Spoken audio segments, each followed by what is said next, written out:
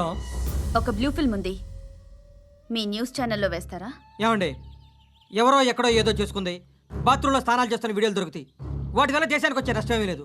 వాటిని TV light వల్ల జనానికి వచ్చే ఉపయోగం కూడా లేదు. బుద్ధున్నాడు ఎవడో టీవీ లైట్ అండి, కానీ మేము వేస్తాం. అదే మా స్పెషాలిటీ.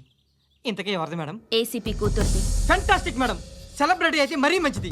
రోజుకు 30 సార్లు వేసేసి ప్రతి 5 నిమిషాలకు ఒకసారి కింద స్క్రోలింగ్ కూడా రన్ చేస్తుంటాం. ఇంకా సేపట్లో చూడండి, ఇంకా సేపట్లో చూడండి అని. మేడం, ఇప్పుడిప్పుడే మా ఛానల్ పాపులర్ అవుతుంది మేడం. ఇలాంటిది ఏ ఫిల్మ్ దొరికినా ఫస్ట్ మమ్మల్నే కాంటాక్ట్. ఏసీపీ కూతురా? నన్ను చూడరా, అత్తిగా ఉందిరా. అసిస్టెంట్ కమిషన్ కూతురా? మీ మగుడిని అన్నీ మూసుకొని ఇంట్లో కూర్చోమని చెప్పు. మీ కూతుర్ని మేము ఇష్టం వచ్చినప్పుడు పంపిస్తాం. ఎంక్వైరీలు రైడ్లు చేస్తే అది ఇంటికి రాదు. తాజాగా నగరంలో ఓ నగ్న వీడియో సంచలనం రేపింది.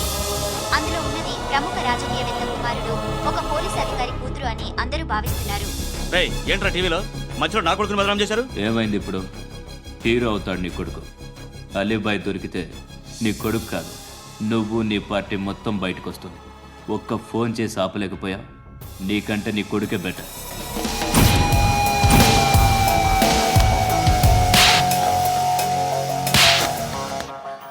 ఆడదాను విన నువ్వు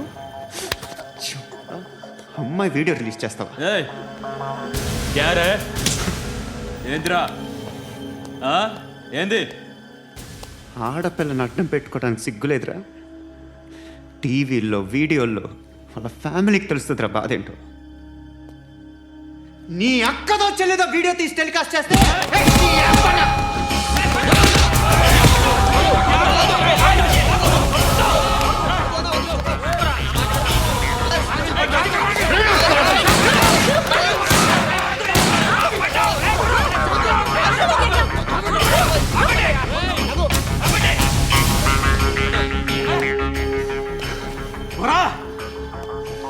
ఇన్నాళ్ళు వీళ్ళు చెప్తున్నా అనవసరంగా ఊరుకున్నా.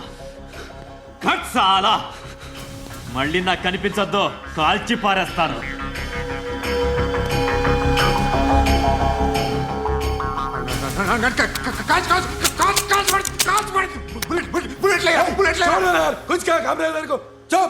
మా జనరల్ సెక్రటరీతో మాట్లాడి మ్యాటర్ సెటిల్ చేసుకో. No compromise, no.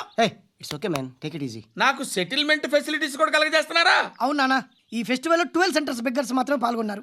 రాత్రి పగలు వాళ్ళ కలెక్షన్స్ మొత్తం మానేసి నీ చుట్టూ తిరిగారు. కాంపన్సేషన్ గా ఒక 6 మంత్స్ సాలరీ ఇచ్చేసి బ్యాలెన్స్ అవుతుంది. 6 months సాలరీ యా. ఏ ఇవ్వవా? నేను ఇవ్వను.